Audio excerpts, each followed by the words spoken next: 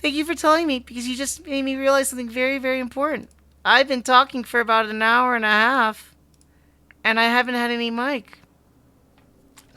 No! Oh my god, I might have to actually restart from the get go of this entire stream. That makes me a little bit sad. I can't believe I forgot the audio. Hey, at least the good news is it's going to become more like a practice thing. I know, right? Oh well, I mean, positive thing is I can refresh this and make this a little bit more cleaner cut.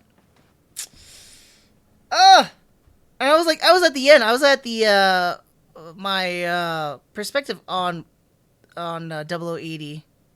Oh, and I told Pam I was gonna be done by 2:30. Seriously, I was almost done. I almost had everything done here. So I think you're gonna get lucky enough. I'm gonna start from the beginning now. All right, I gotta start this all over again. So that's gonna be fun. That's not a bad thing though. Oh wow, that's too big. I can't fix that. Oh man. All right. So I think I'm gonna edit this live stream too when I put it on YouTube, because I did not realize I usually have my mic on. I turned it. I think I pulled it off because it kept on having some kind of glitch. It's weird, but oh man, that's sad. Anyways, oh sorry, that probably was super loud. I'm gonna go ahead and start all over again, and I'm gonna be doing another set of nerdy reviews. Today I'll be reviewing 3 different series. We're going to start off today on this nerdy review. We're going to be doing MS Igloo. Now, MS Igloo breaks up into 3 sub-series. It's kind of funny and weird. There's the first 2, which are tied together, which is Hidden 1 Year War, and then Apocalypse 0079. And then we have MS Igloo 2, The Gravity Front. And I'll try to give you the story basis. It's going to be a little bit hard to explain the second one, though. So the first 2 basically follows around Lieutenant Engineer Oliver May and the crew of the Jotunheim. They basically do experimental, it's very standalone episodes where they review and take notes regarding specific experimental Xeon weapons and suits. That's pretty much it, the entire series. And they do this throughout the entire 1 Year War, from the beginning to the very end. MS Igloo 2, The Gravity Front, is another set of standalone episodes that features more towards the Federation front in the European battles. But it involves the Angel of Death. Super weird, and I will get to that one when I talk about that one in particular. Each of these sub-series are 3 episodes each, clocking in around about like 24 to 26 minutes each.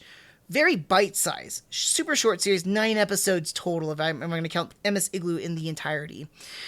I do want to make one correction from a previous review regarding the Mobile Suit Gundam, the Origin review. I had stated that Origin was the first ever to depict the Battle of Loom. I am not entirely wrong there. I'm wrong in the sense that it was the first time depicted. It does depict the Battle of Loom in a much grander scale, and it's much more involved. MS Igloo is actually the very first to depict the Battle of Loom, albeit in a different manner and way, and it's very, very brief. It was in the very first episode. Not that great. For those that don't know, this is a CGI-based series. MS Igloo, The Hidden 1 Year War came out in 2004. The sequel of that one Apocalypse 0079 came out in what was it again? 2 years later, 2006, and then MS Igloo 2, The Gravity Front, came out in 2008. Each of them are all CGI-based series. I'm not going to say it's the very first CGI series in Gundam, because I'm pretty sure there's other ones. I think the closest one was called Gundam Divers, or Green Divers, if I remember correctly. That came around in the 90s, late 90s. It was an IMAX short film for Gundam. Super short and sweet. Now, there was also G Savior. Ugh, this is a terrible, terrible movie. But it does involve live action with CGI suits that was made in 1999. But this series, MS Igloo, is the first that I'm aware of the purely CGI. Now, the CGI in this series isn't actually that bad. It's actually pretty good. There's no like mixture of 2D with CGI or 3D, kind of like Gundam: The Origin does. So it's not one terrible thing, but one thing I didn't really like is the facial expressions, especially in MS Igloo 2. I say this because they try to do like the whole anime facial expressions, especially in number 2, like the those like kind of like expressions, and it's horrifying in CGI. It doesn't translate well from animation to CGI at all. It's disturbing. It adds into the horror that is MS Igloo 2. I'm not saying that as a terrible series, but I'm also saying it as the animation standpoint, or the thematic standpoint, genre standpoint, if you will. What was I gonna say again? Too, the first two kind of cover like like the basic expressions and whatnot, so it doesn't try to go over exaggerating, which is just fine. It feels more in tune with Gundam as it is. The second one, not so much so. But even as a CGI series, though, it feels like super early PlayStation 3 graphics, like cut scenes or something from PlayStation 2. Even with MS Igloo 2 with more refiner graphics, it still looks super dated and very kind of like choppy or blocky at times. Not the look, but just the feel of it. I think I've seen better CGI than this, definitely. And I just want to do a quick check. Is the audio still good? Am I still being able to be heard?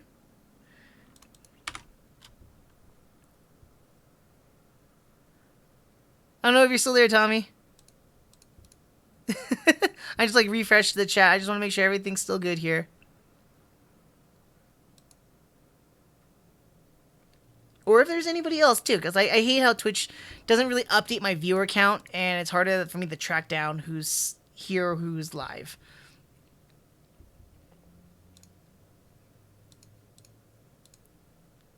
Okay, so I'm gonna go ahead and continue onward from here and move along. Where did I leave off here? Yeah, so the CGI wasn't that great. There are a handful of episodes I really do enjoy from this series. The first two episodes from Hidden War, dealing with a mobile tank and the EMS 10 Zuta, were fun episodes. I liked them. The battles were cool. And then the final episode in the Apocalypse 0079 was a fun finale episode. A lot of nice fighting there too. I just hate the gotcha of like, oh, main character dies and they're alive.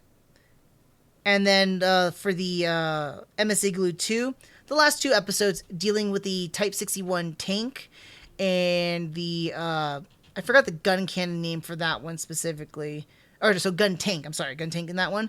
But that was a cool one too. Speaking of deaths, every single episode, with the exception of the final episode of Apocalypse 79, follow very much of a mecha of the week, the pilot of the week, and their eventual death and destruction. There is no spoilers in that one right there. Every single episode is going to introduce you a phantom fighter of the 1 year war. And these are suits or weapons that get used, and the users or pilots die, and they just disappear from the war. That's basically it. I think it's kind of cheeky and cheesy when they say it's a phantom fighter, but I can totally get that because that happens. That does happen for the most part. Let me see over here. I think another thing it's really, really hard with the series because of that format that it has, that Mecha of the Week, the Soldier of the Week, and the Death of the Week, right? And each of these episodes are so standalone-ish, with the exception of the first two sub-series, because they kind of tie into each other by telling a story, but it's very loosely telling a story.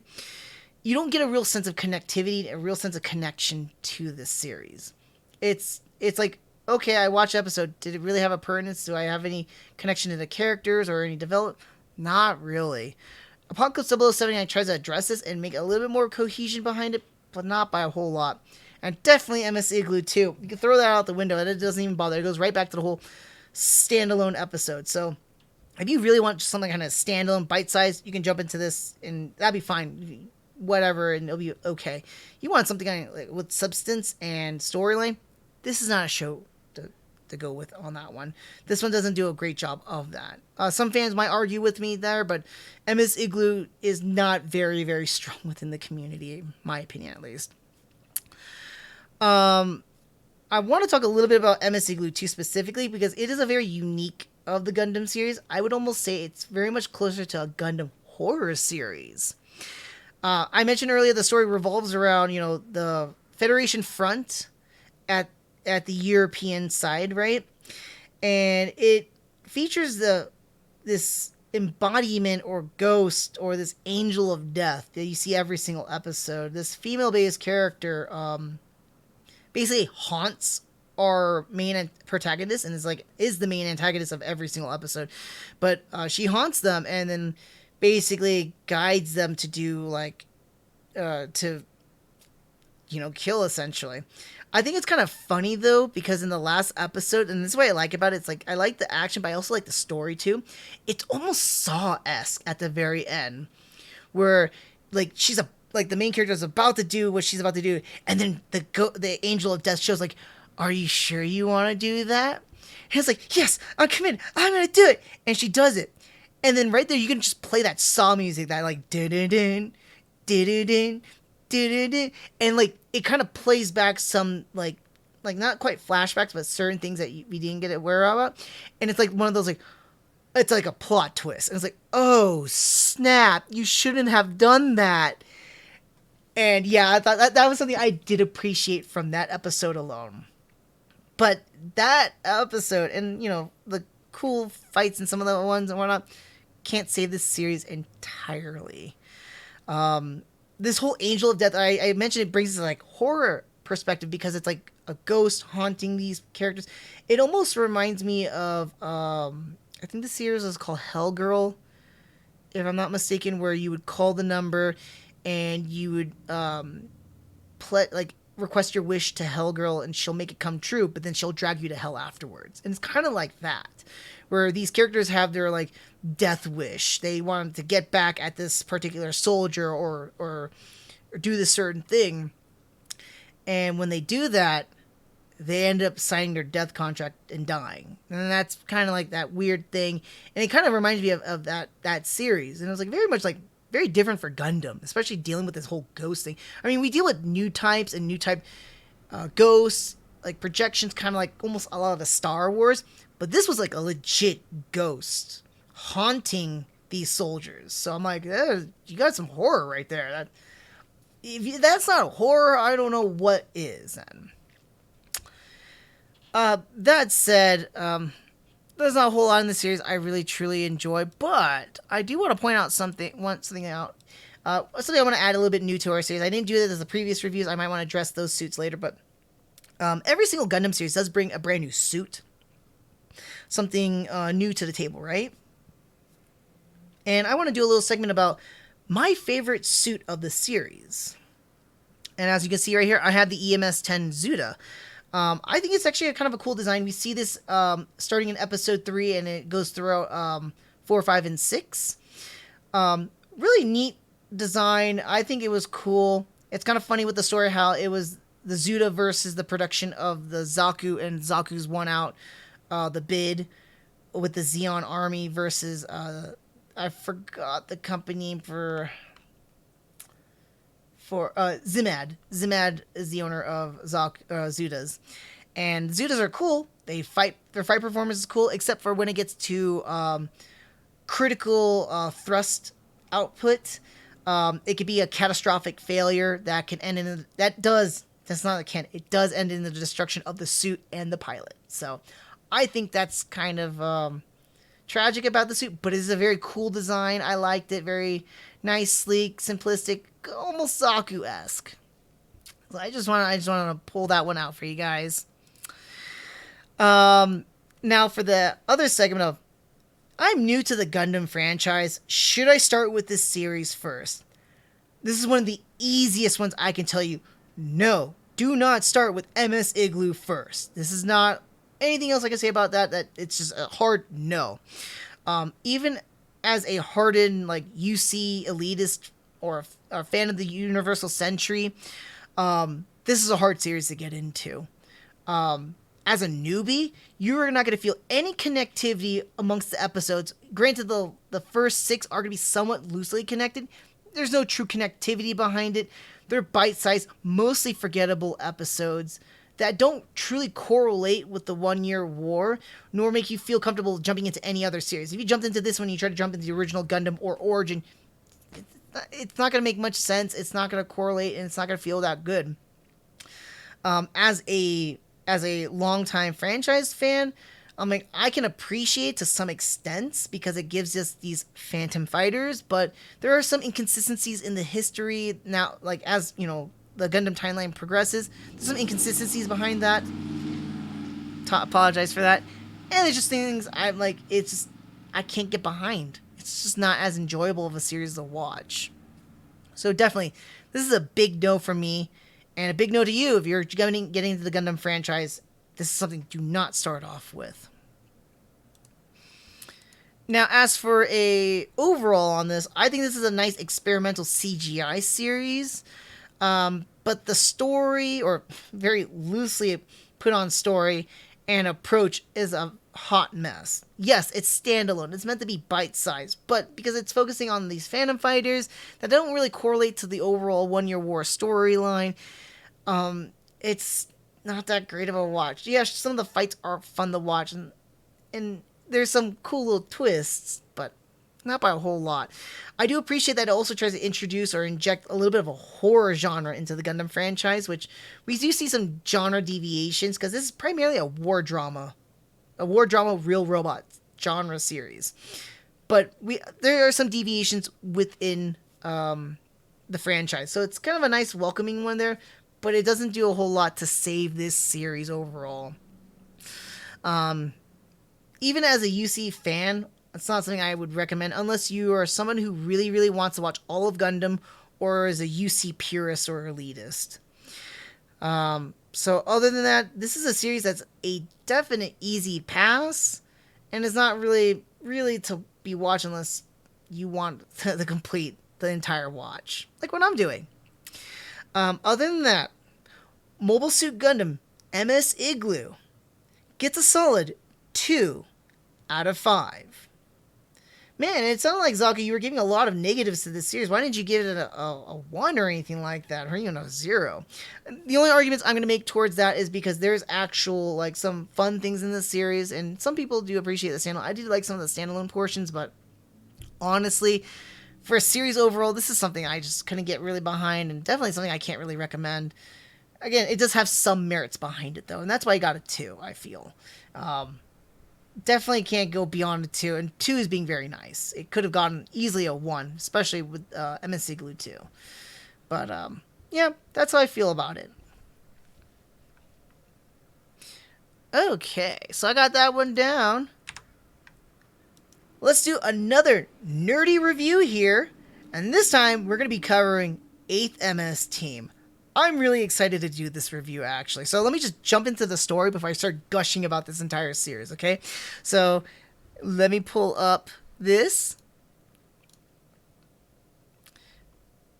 Let me just kind of rephrase everything here. So let's go ahead and we're going to do another nerdy review here, and this time I'm going to be covering 8th MS Team. Really excited to do this review, and before I talk about anything about the series, I just want to talk about the story real quick, just to give you a quick synopsis of it. So basically, this series, we follow Shiro Amada and his 8th MS Team as they fight the Zeon on the Earth side. Towards the end of the war, I believe they fight in the Europe, South Asia portions. For the longest time, I thought they fought in South America alongside around Jaburo. I was incredibly wrong about that, and they are fighting actually in the European South Asia front. So that's the story right there. Capsized. So I want to point out some fun things about this series. So this is a 12-episode OVA that also has a compilation movie and a short 10-minute film as well, too. The series originally came out in 1996, a little bit after when Gundam Ring first came out. And I'm going to make some like references to Gundam Wing and a bunch of other 90s based series because this really encapsulates a lot of the positives of 90s Gundam series. So as I mentioned before, 12 episodes, 24 to 26 minutes each, easily a bite-sized series, but don't make that bite size wrong. It is an incredibly, easily one of the most fun, fast-paced, and action-packed Gundam series out there. It's right up there with like G Gundam and Gundam Wing. I would say it's a lot more faster paced than those two almost. In addition to being a faster paced too, it actually tells a very nicely tight story as well.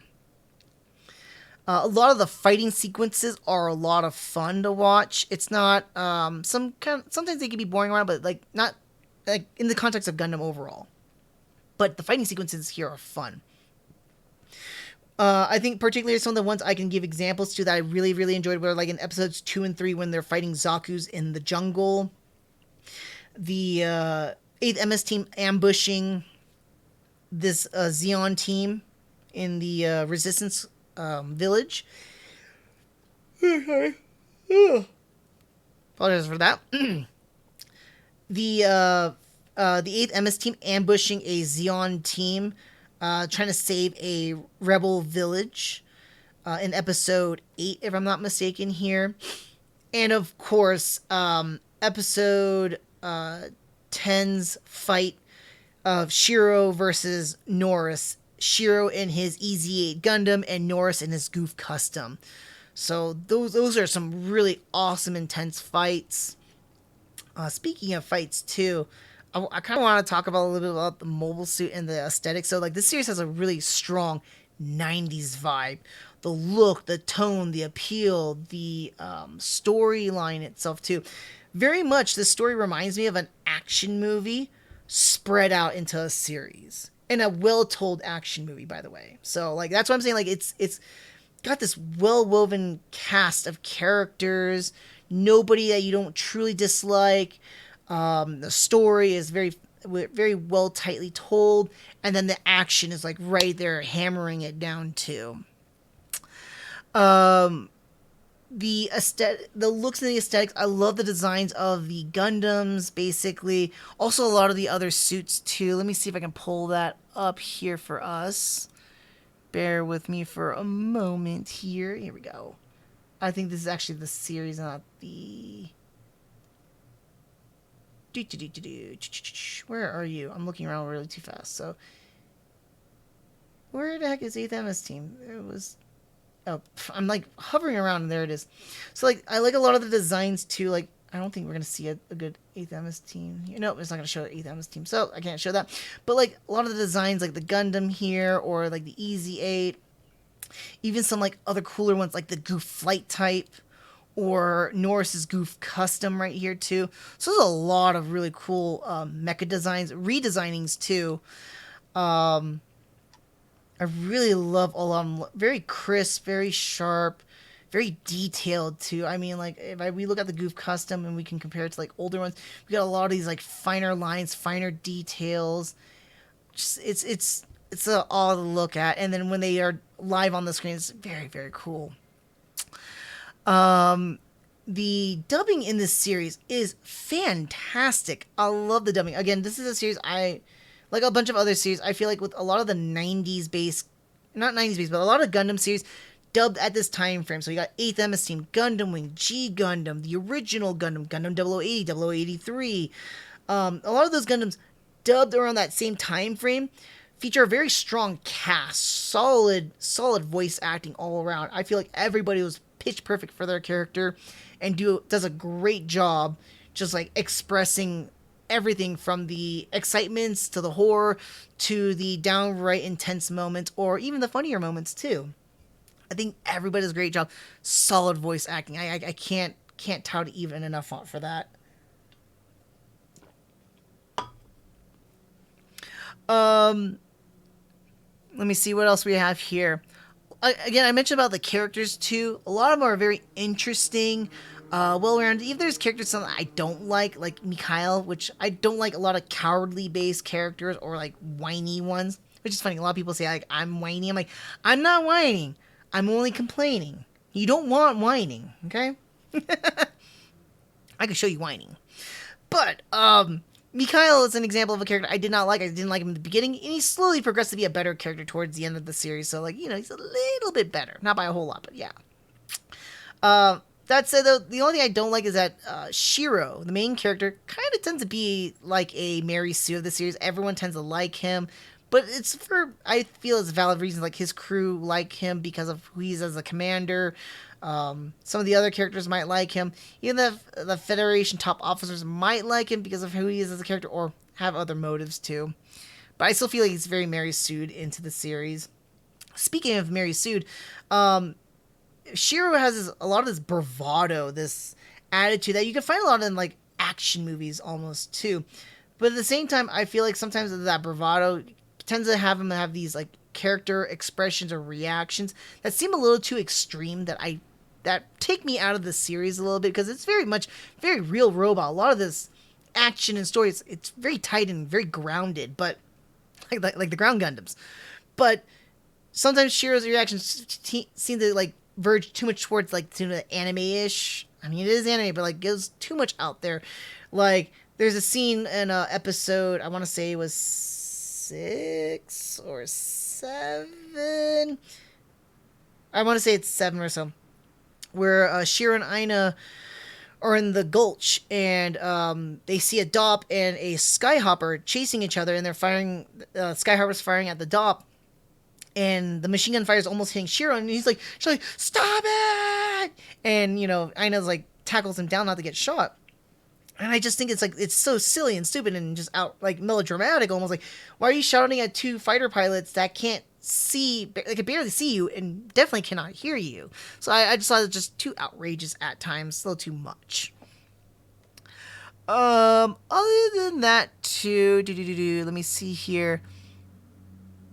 Speaking of like characters too, and I'm getting some like little nitpicks here, but I really do like and enjoy. This is not the first series that does this. I think we got this like from the very beginning with Amuro and Lala, and we kind of see this a little bit more with like in 0080 with Bernie and Chris a little bit, and this one does it a whole lot more with the whole Shiro and Aina. What I'm talking about is that Romeo and Juliet kind of love, the Montagues versus the Capulets, and then you got Romeo and Juliet on each side falling in love, and they want to get with each other basically, and that's basically what we have here in 8th MS Team. I actually liked that kind of a concept.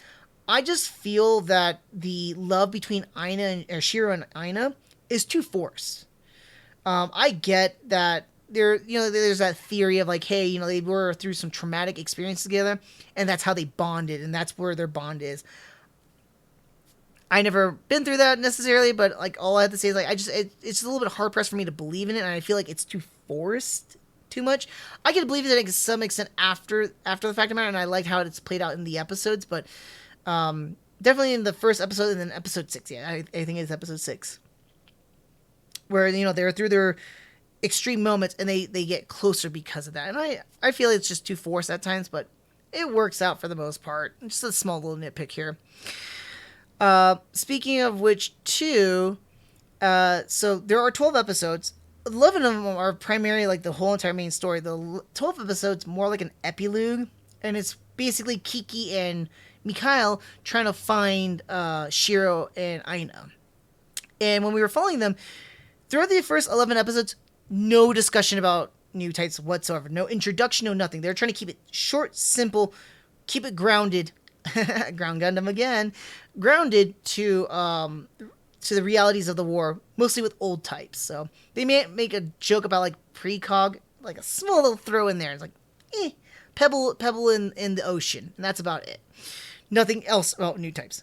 This last episode, though, does deal with new types, where they find kids who not escaped, but like were saved. How to word it? Not saved from the Flanagan Institute, but they came from the Flanagan Institute, which did experiment on new type and new type weapons.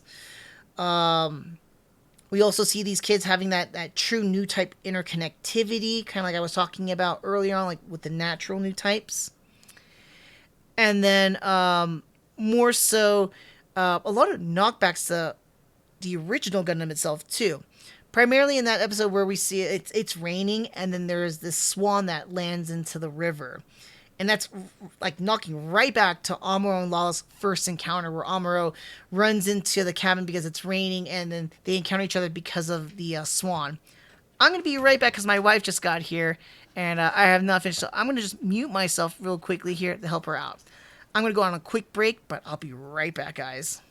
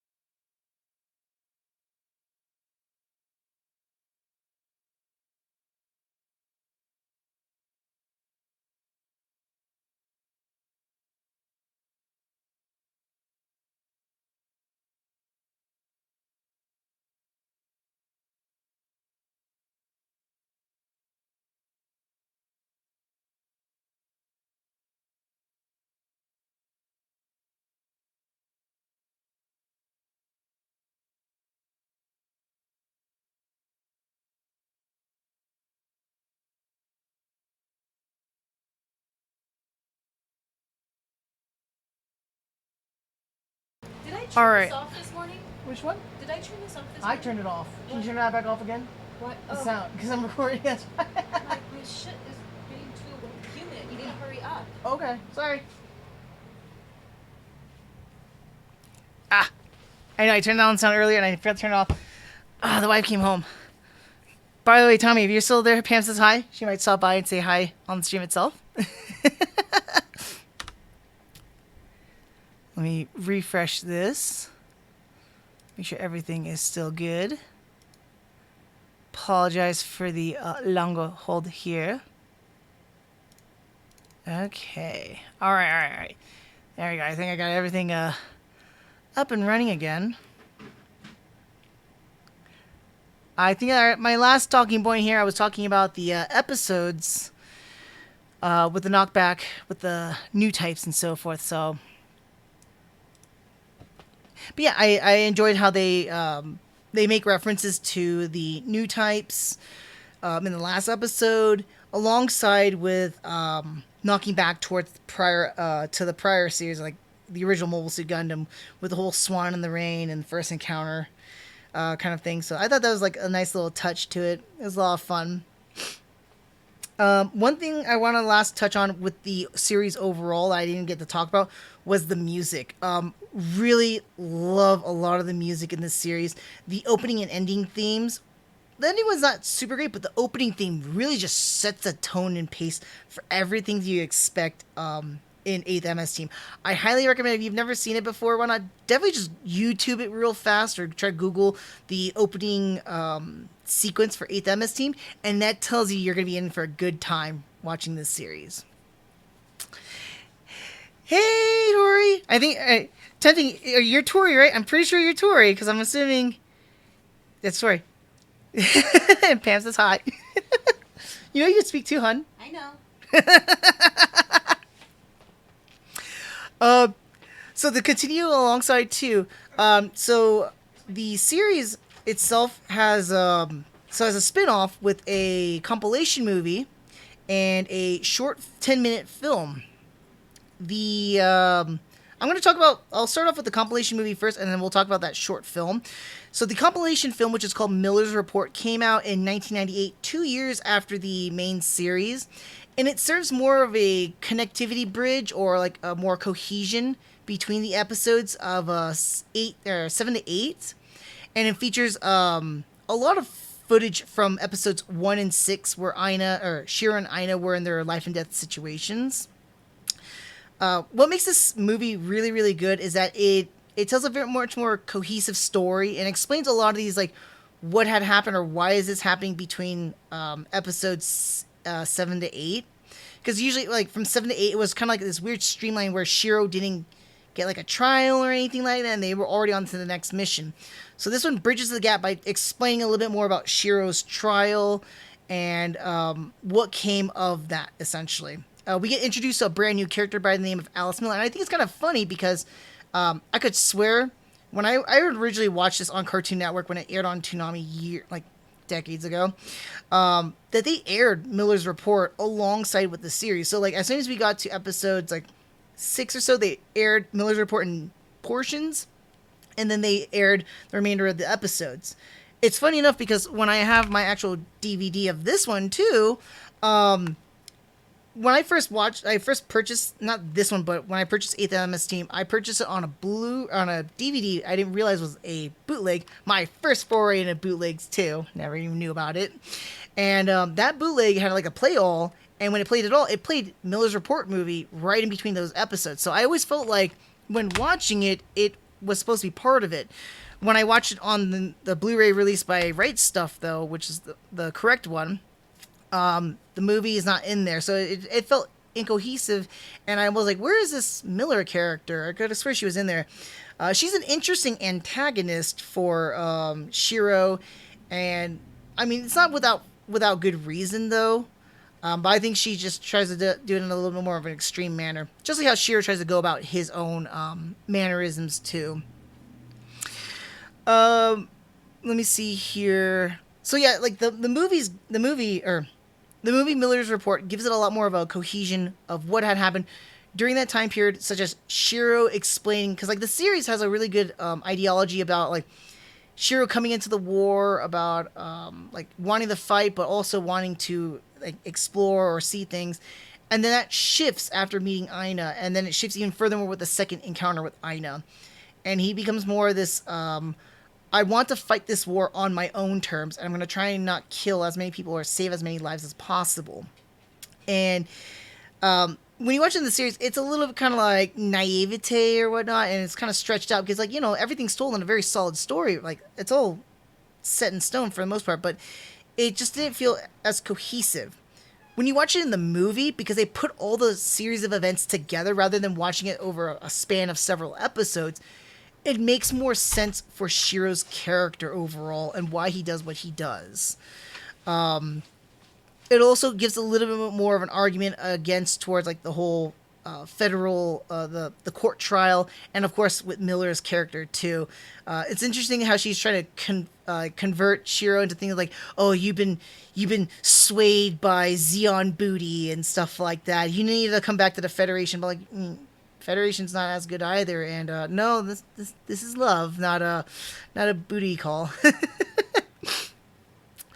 The other thing I liked about this too is that it also gave a little bit more explanation of how Elidor came back into the team. Last we saw Elidor, I think it was episode 4 when he got shot and he was sent to the hospital, and then he was gone for a few episodes, and he reappears in episode 9 when they're doing the drop into enemy front line.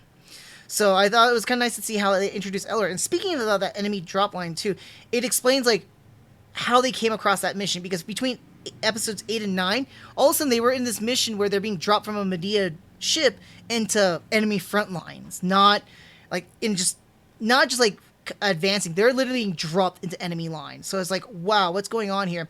And we find out that it's just because, like, after the events of what happened in episode 8 in the compilation of the movie, and Miller's report too, Federation decides that, Shiro is, he's shown in his loyalties to an extent, but, instead of facing a firing squad, he has a choice of facing a firing squad or going on a suicide mission with his crew. I'm pretty sure we already know what they choose. So that was the interesting one right there, where they explain that. And so the end of the movie is where the episode begins. I love those kind of things where they do like a prequel kind of a thing, and they build up towards the beginning of the next part, right? Not like this weird cliffhanger stuff that I absolutely hate, where they build on a cliffhanger and then they stop, and then they start or continue on the beginning of the next movie or episode. So they start off with taking off, or they end this movie taking off in a Medea, getting ready to be dropped behind enemy lines. And then the beginning of episode 8 makes much more sense. Or 9, I'm sorry. So that was Miller's report. I honestly think for a compilation movie, it was really well done. It puts things together. I almost feel like you can watch that too by itself and you'd be satisfied with it. It doesn't really disconnect you from the series or anything like that, or you feel like you have to watch the series to get this movie either. So it's really well contained. I think it's a really good companion piece, and I definitely would say if you're going to watch Miller's report, if you could plan it out, unfortunately I didn't plan that out thoroughly, watch up to episode like 6 or 7. Actually, watch up to 8. Stop there, watch Miller's report, and then continue 9 onward, so you have a lot more of a cohesion. Or you can just watch the movie and kind of like skip through the parts that you've already seen, basically. So you can watch the newer scenes, because it does have newer scenes in there. That being said, too, so that was just Miller's report, and I want to talk now onto this even shorter film that came out more than a decade later after the series had completed. Again, series was done and made in 1996. Miller's report came out in 98. There was a short film that was released with the Japanese Blu-ray re-release of 8th MS Team, and they made this short 10-minute film called The Battle of Three Dimensions.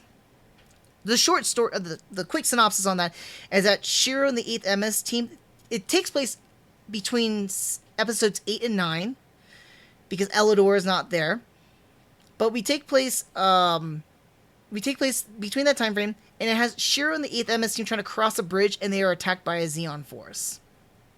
It's kind of nice, though, because it kind of bridges everything. Karen has a little bit of her unlucky streak and gets taken out early, which is kind of funny because that short was only in Japanese. Now, I've only ever watched the Gundams in the dub form, and I really love a lot of the dubbing during this time frame. Really solid dubbing, so I can't truly appreciate the Japanese one as much. But what I do appreciate is that a decade plus later, they actually got majority of the cast of 8th MS Team for the Japanese cast to reprise their roles for this short 10-minute film. The only one that we didn't get to see reprise was Karen. Like you see her as a character in this little movie, but you don't actually hear her. So I don't know whatever happened to that voice actress. I don't know if she unfortunately passed away or she was too busy and they couldn't get her. Whatever the case, though, we don't get to hear from Karen, but we hear from everybody else. From Shiro, the Sanders, the Mikhail, we get them in this get this little short. That being said, it was a fun one. They call it the Battle of Three Dimensions because we actually get we get reintroduced to a suit that we see in the series, which is a Goof flight type, and they say it's battle on three dimensions because there's a battle on land with the a damaged Zaku using a Magella top for sniping, and then we had the Goof who's using air and the sea to fight against the team. So I think it was kind of a fun little like play on that titling right there. And it's definitely an interesting fight. Really love that we got to see more of that Goof flight type. And let me just give you a context of this Goof flight type because it is a really cool looking Goof. I actually am really enamored with that Goof look. Let me see if I can pull it up here. Flight type, and we'll get the Goof custom again. So here's the flight type. So like this is a Goof, and I mean this is a Goof custom. Looks very similar to a regular Goof. And here's the flight type, and you can see how much of a big difference. It's got like kind of like Dom's legs with the flight jets or the jetpacks right here and so forth. Sorry about that. But in the series, we only see in the last episodes 10 and 11, and it was just used as an escort ship for the Apollos 2. So we don't really see it do a whole lot or see it really in action. We see it in action, but not in action. The Battle of the Three Dimensions, we get to see the suit in full action. It was actually pretty cool and interesting as well. Let's see here. I think it's also funny too. I want to point out too. Like I was mentioning, Karen not being in that episode as much. It also sets precedence alongside with Miller's report, or not Miller's report, but like tying that all together.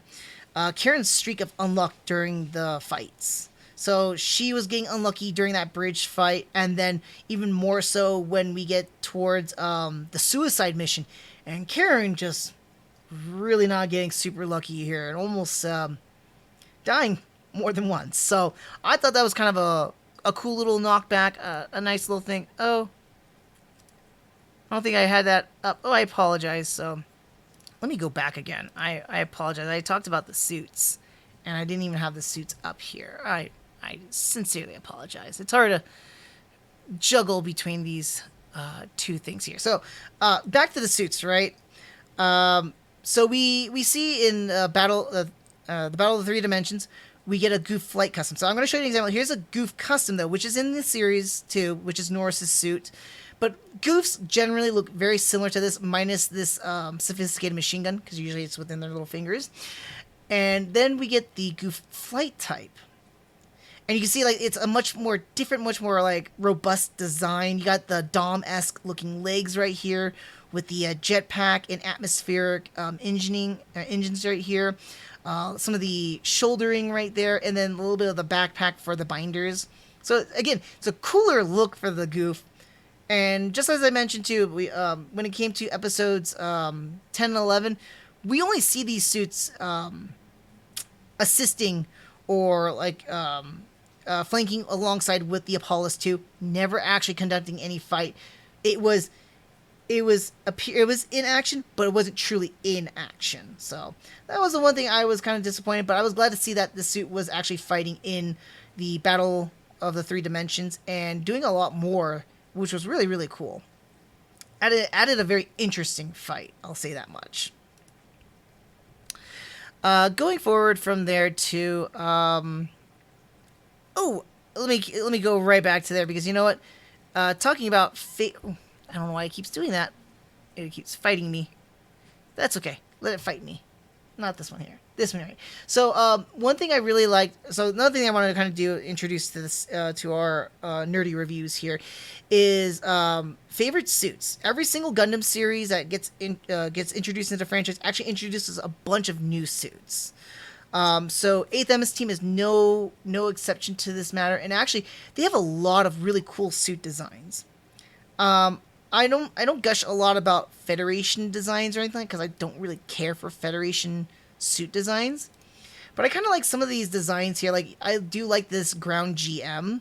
The regular GMs kind of look like skinny and whatnot. I kind of like our bulky designs or whatnot, so I kind of like that. Very reminiscing to our not that one, our ground Gundams that we see throughout the entire series. Really like this simplistic design. Mostly it's basically a GM the body with a Gundam head almost, but it actually is composite of different material. So I really like that. And if I had to choose between, it's sad because like the Zaku designs are not depicted here on MHQ, but if I had to say one of my favorite suits in this series, is definitely going to be Shiro's Easy 8 that he gets episode 9 onward. I really love this design comparatively to the ground Gundam. I mean, it's not that bad. I'm showing the GM head. That's Karen's, by the way, after episode 9. I was telling you she always has a streak of bad luck. She ended up having to get her head replaced and got a GM head instead. But the Easy 8, I just love the overall design. A lot more bulkier in some portions and aspects. I love how the cockpit is not as much exposed, because this is the cockpit like right here, not as exposed as it is with the Easy 8 right here. And the helmet too, with the little the communication slash commander antenna. I think I remember reading a long time ago comments about this suit looking much more like a football player, kind of like Gundam Maxter from G Gundam almost, because you can get these like extra padding here and so forth, a little bit of the shoulders, and then definitely the helmet. So I mean, I thought that was kind of cool. I just like the design overall itself. That's something I really liked about this series. Other than that, I mean, I have to give shout outs to the Goof custom. Unlike the regular Goof, there's a lot more finer details behind the Goof custom, and Norris makes this suit super badass in the series. One scene I gotta share with you guys, I gotta tell, was episode 10, where the 8th MS team is advancing with gun tanks, and they're trying to defend these gun tanks so they can attack the Zeon base. Norris comes out to take out these gun cannons so that the Zanzibar can take off. And when he goes after the second gun tank, and he's facing off with Karen's GM, he sprays the ground, creates all this dust, and she's like, "Where is it? Where is he? Where's that bastard?" And then he comes out of nowhere, like tackling her a little bit, and then no, sorry, he's not tackling. He dusts her, couldn't see her, and then she turns around and she sees this Goof right on top of the freaking gun cannon or gun tank with his heat saber, not a heat saber, but this heat saber ready to plunge downward into the the gun tank. Smacks it down, and then we get a close up of this Goof sprayed with oil. It's kind of like almost like a warrior stabbing downward onto their enemy and just being sprayed by blood. It's like a cool visceral scene, and it was like one of those like, oh snap moments. And then Norris's Goof looks up and is like, yeah, that's right. I was like, oh man, such a cool scene. Also on top of that one too, because Goofs we've seen these suits many times, but the Goof flight type, again, love the design for this one. Sad we didn't see do much in the series, and there is a redemption in the short film, The Battle of the Three Dimensions. So I just wanted to point out those suits I actually like the designs for, and some of my favorites in this series here. And as for our very popular segment, I am new to the Gundam franchise. What should I watch first? And this is where I'm going to say, for 8th MS team, this is the most easiest yes I can say. In fact, I highly recommend watching this series first. It is one of the few Gundams that is like the perfect gateway into the Gundam franchise. I say this in like a twofold, right? The primary is that, yes, it encapsulates a lot of the themes of Gundam, and it keeps it short and simple, But you don't have to watch previous series, past, present, or future, to get into this one here. This one drops you into at the tail end of the war, and we're really morally focused about the 8th MS team themselves, and not so much so as the grand scheme of the war. Yes, we do see side stuff from Zeon and other portions of the Federation, but we're more focused about the 8th MS team and their survival in this war.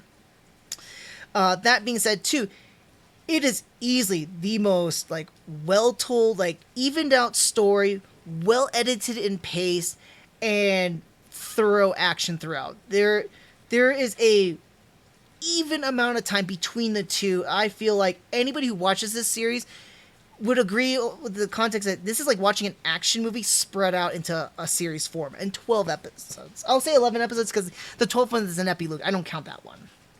But solid show. Easy to get into the Gundam franchise, and you don't have to be worried about continuity of any other portions. Just jump into the series and have a lot of fun. Highly recommend this as your first watch. That being said, the overall for 8th MS team here, it's again a short OVA series, 12 episodes running about 24 to 26 minutes, and every single episode packs like a serious awesome punch of 90s real robot action and drama. Everything about this series is awesome. A well-rounded cast, a revolving story, and a lot of tense but exciting mecha fights. Hey, honey. What? Real quick. Come here. What? Come here. So, Zelda and I got a chance to watch 8th MS Team. This is like her second time. What did you think of the series? It was a Gundam series. I gotta get her input on this. She doesn't get to watch much Gundam, so I'm like, she doesn't care for it, but she did enjoy it. Actually, she really remember. Oh no, it's hailing. Don't kill my tomato plants. Oh no, not the tomato plants. You know what's funny? I was outside and I was like, oh, it's not gonna rain. And I went to water my plants because I wasn't confident that it was gonna rain. And it's pouring, and now my plants. This is the second time it's raining, but it wasn't hailing before. No, my plants were dry when I came home. Yeah, because it finished raining long before. No, they were dry. Like it hadn't rained on them good. That's strange. It was raining earlier though. That's the weird part. Sorry, I got completely derailed. But let me just start all over here. But yes, for a short OVA series, 12 episodes, 24 to 26 episodes. Awesome Thunder. Oh, kitties, run, hide! The sky's falling. Nero looks fine. Is Shadow in his tower? I can't even see he's in his tower. He looks fine. Sorry. So for a short OVA series, 12 minutes, short OAV series, 12 episodes long, 24 to 26 minutes each. Each episode packs a serious and awesome punch of 90s real robot action. Everything from a well-rounded cast, revolving story, and intense mecha fighting. This series is going to satisfy a lot of people. And it's easily one of the best Gundam series to get into. Again, a gateway series that can help you get into this franchise. Kill my plants. I highly recommend you to watch this series if you have never seen it before. I apologize. I'm gonna retake all of that because obviously I'm gonna be editing this. I had this kind of written out here a little bit. I apologize. But holy crap! Damn. Do you think the cars are gonna be okay too? Oh, it's not big enough. Those look pretty big. Here, you want to give me a piece of hail? The tree will save us. Here. Let me. Whoa! Let me see if I can catch some. Piece of the hail. It's pretty big. I got more. You got more? Oh my! Oh lordy! Yeah, those are good. Watch your head. Whoop! Did you throw them out? Yeah, I threw them over your head. Okay. Don't kill my plants. Oh, my peas aren't gonna survive. Oh my god, I am looking outside. I wish I could show you guys. I can't pull my cam out unless it's planted. Yes, ice is falling from the sky, Nero. Okay, alright. Let me get this take in one go here. I apologize for that, but I hope that was a little fun thing. Okay, so for the overall, the series is a short OVA series, 12 episodes long, 24 to 26 minutes each. But every single episode seriously packs an awesome punch of 90s real robot action. For everything from well-rounded cast to a revolving story and an intense mecha fighting action, everyone's gonna be satisfied coming into this series. Seriously, it's one of the easiest Gundam series to get into and is a perfect gateway into the Gundam franchise overall.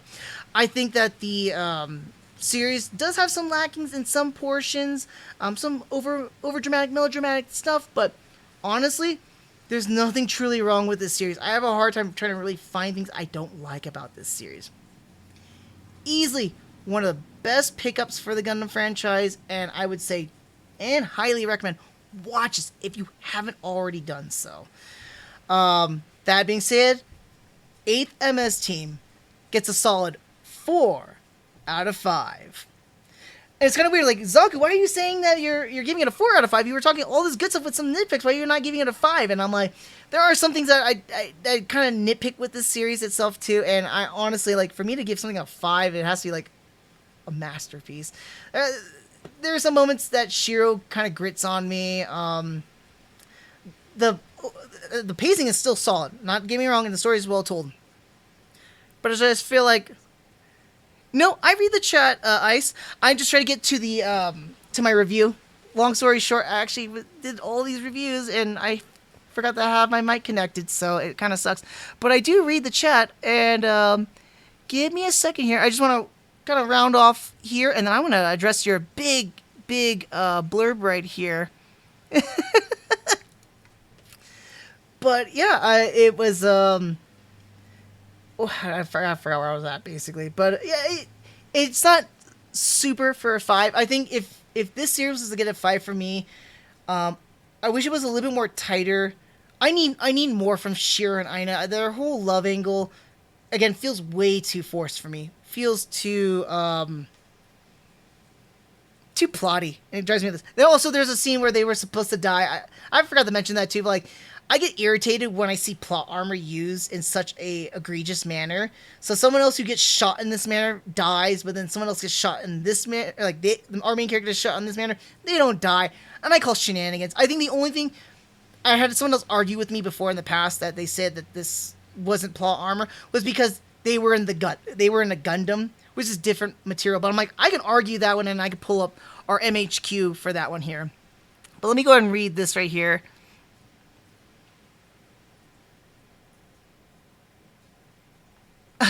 Okay, let me start to see this. Try to keep it, well, not necessarily on PG necessarily. My stream is pretty much R. I just try to keep the review portions PGS because I do export this over to YouTube and create my little reviews from this. But so 3 midgets are at a bar. The first one says, "I bet I have the smallest hands in the world." The second says, "I bet I have the smallest feet in the world."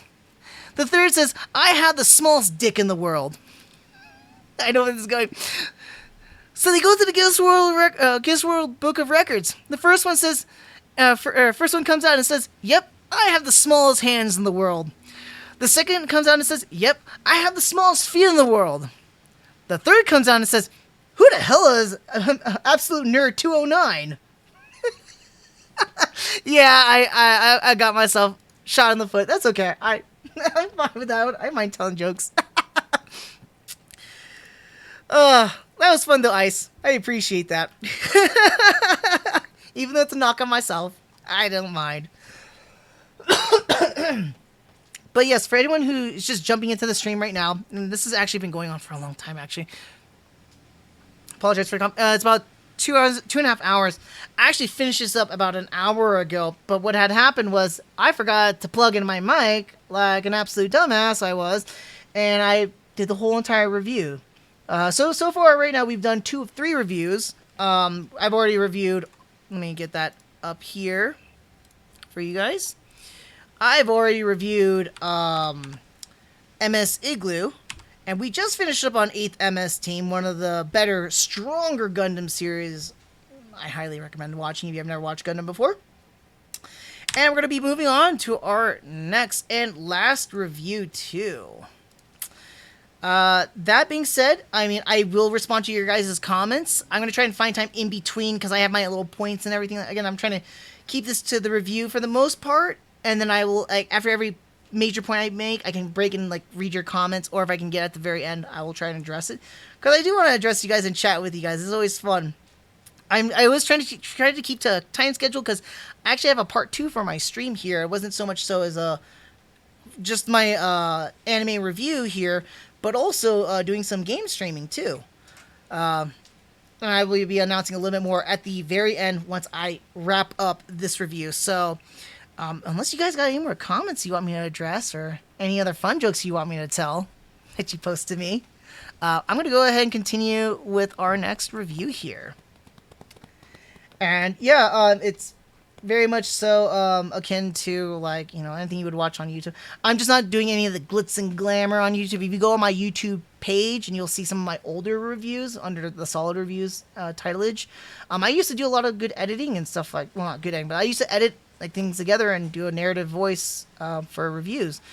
Fortunately, YouTube tends to be a dick and flags all my work, so I get so frustrated that when I've spent like 16 hours plus editing, you know, pulling footage, compiling things together, cutting and putting things together into a video format that's enjoyable to watch and educational to some extent, I get flagged. So I'm doing the nitty gritty and I'm doing it like this. I think this is going to be an interesting style. And my cat does not want to stop demanding pets from me. Alright, anyways, with that said, let's go ahead and, again, thank you, Ice, for the comment on the shirt too. This is just Saiyan armor for those that are not in the privy. It's just a Saiyan, it's just a tank, but it's obviously Saiyan armor / Vegeta's arm from Dragon Ball Z. But yeah, I love Dragon Ball Z. If you haven't already, I did a review on the entire Dragon Ball Super Dragon Ball Super series. You can check that out on my YouTube as well, which is not in this type of a format. It's actually in a little bit more coherent format, and you actually get footage too, video. So, kind of cool. I do have to give warning though; those episodes do have spoilers. I'm trying to keep my reviews for Gundam not too much spoilers. I mean, some decent, like, you know, some spoilers here and there to get some points in there, but not so much so. And that's what I'm going to be kind of talking about, especially when it comes to 0080. There will be some spoilers, so just fair warning. But I'm not going to break the piggy bank here, okay? So don't worry about that. Sit back, relax, and enjoy this live nerdy review. And Nero is here with me. He wants to join me on. So today on our next episode of Nerdy Reviews, Nero is joining us just for a short little bit, till my arm gets tired, but I'm going to go ahead and reviewing Gundam 0080 War in the Pocket. So I have a lot to talk about this season, kind of like 8th MS Team. I'm going to just jump back, and we're going to talk about the synopsis real quick here. So just to give you an idea of the story follows a young and innocent Alfred, short-named as Al, though, who dreams mostly about mecha fights and playing war with his friends. He does get involved in a Zeon plot to destroy a Gundam hidden in his colony because there is a secret Federation base in there too. And his whole world and perspective of the current war changes to see what the true horrors of war truly is. Yeah, that's it in a nutshell. So I want to give some like fun little facts about this series. It's actually kind of an interesting one when I looked it up too. So this is a series as is a first of many things. So this is actually an OVA, a 6-episode OVA that was released in 1989. Up until that point, we've only had like a handful of Gundams. And just to give you context, 1979 we had Mobile Suit Gundam. 1981 we had the movie trilogy compilation. 1987 we had Mobile Suit Zeta Gundam, and then the following year, 1988, we had ZZ Gundam. I think I'm mistaking my years here. We'll find out more when I get to those reviews eventually. And then in 1988, Char's Counterattack, the movie, was released as well. So a year later, this Gundam series is the first in the Gundam franchise to be an OVA. In addition to that, as the previous Gundam series I've mentioned, this is also a first series that's to be directed not by Yoshiyuki Tomino. I can't pronounce his first name correctly. I usually call him Tomino, or also known as Kill 'Em All Tomino. But Yoshiyuki Tomino did not direct 0080, which was out of this world for this time, because everything I mentioned priorhand, he's directed. This is also a first in the entire Gundam franchise that goes back to the 1 Year War. Every single series I mentioned, you know, after the original Gundam, which takes place in the 1 Year War, you have Z, which is Grips War, ZZ Gundam, which is the first Neo-Zeon War, and then Char's Counterattack, which is the second Neo-Zeon War. Gundam 0080 goes right back to the tail end of the 1 Year War. I think it's a little bit strange, too, because they call this one 0080, but this takes place the last month, which is in December of 0079. And 0080, we really don't get until like the last 5 minutes of the entire series, which takes place on January 14th of 0080. I know, nerdy stuff, right? Let me see if there's any other things here too about, you know, just like fun little information. Oh, there's some other things, and I'll talk about that too. But one thing I do want to get into was the animation. I really love a lot of the aesthetics of the animation. Here's a fun thing. Sorry, Nir, I'm going to put you down real quick.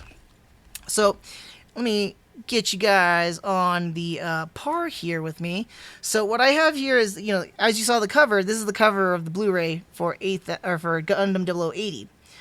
What the cover doesn't show you, and I feel is criminal, because when I first time saw this, and let me go back over here, I was always familiar with Gundam 0080 having this cover. This is the cover I've always been familiar with Gundam 0080. This is the original DVD release years ago, and this is the one I was familiar with. And then when they released Gundam 0080 again for Blu-ray, they released it like this. Now, what you can't see in that picture, though, and like I said, I really enjoy the artwork from this series. I enjoy the actual artwork and then the series artwork. But this Blu-ray actually has a really nice wraparound artwork. I didn't even notice that at first. So I'm like, when I saw that, I look at it back, I'm like, wait, what? And I opened that up, like, oh snap, that's a really cool little wraparound. Additionally, I love, like, it's kind of like it's this late 80s, the early 90s kind of like manga look, and that's what I'm going to try and show you guys right here. This is the inside covering, and then the DVD focus. Oh well, I can't get the focus that much, but you can kind of get an idea of that. But it's the entire cast in the entire series, like at least the major or important characters that we see. So I thought that was like neat. I really like this kind of art style. And of course, like the art style that's in the series itself as well. Let me go over here. Boop, boop. So it's got, again, that late 80s, early 90s, kind of like that nice little marriage between the two before we get into the 90s animation. So you can see a lot of like what harkens back to like the older Gundam series, and then we start seeing a little of the incorporation of the newer ones. More sharper drawings, more contrasty, more deeper colors versus kind of like the pastel-y or lighter colors that you see in the previous Gundam series, even in the movie itself too, for Char's Counterattack. So you see that more prevalent with the 90s Gundam series. Like I mentioned with 8th MS Team, I love the dubbing in this series. Everything that was dubbed around this time frame, so I'm just going to name some, 8th MS Team, Gundam Wing, G Gundam, the original Gundam, Gundam 008, 0083. Anything that was dubbed around that time frame, a lot of the voice acting is solid. The cast was picked perfectly for every single character, and everyone sounds great. As much as child characters annoy the bejesus out of me, the voice for Al, and I remember his name was like Ian something, I can't remember Ian's last name, did a fantastic job as Al, and didn't bother me as much, but everybody fit their role perfectly. I kind of want to double back again with artwork, and I think this series features some really awesome suit designs. So let me try and get back over here. Gundam 0080. Let me see. So again, I don't gush about Federation suits much because I feel like a lot more boring, same cookie cutter kind of look. People would say the same thing with Xeon suits, like, oh, yeah, they got the same mono. I'm like, yeah, similar characteristics, but every single suit's pretty much different, unlike the Federation, which cycles around 3 of the same type suits. Can't say the same thing for Xeon, though. But, I mean, I want to, like, talk about some of the Federation suits, because I really love the GM Command designs. Oh, no. Give me one moment. The waifu is needing help, so I will be right back real quick, and I will continue again with this. So, give me a moment here. I'll be right back. I'm going to leave the audio on, though.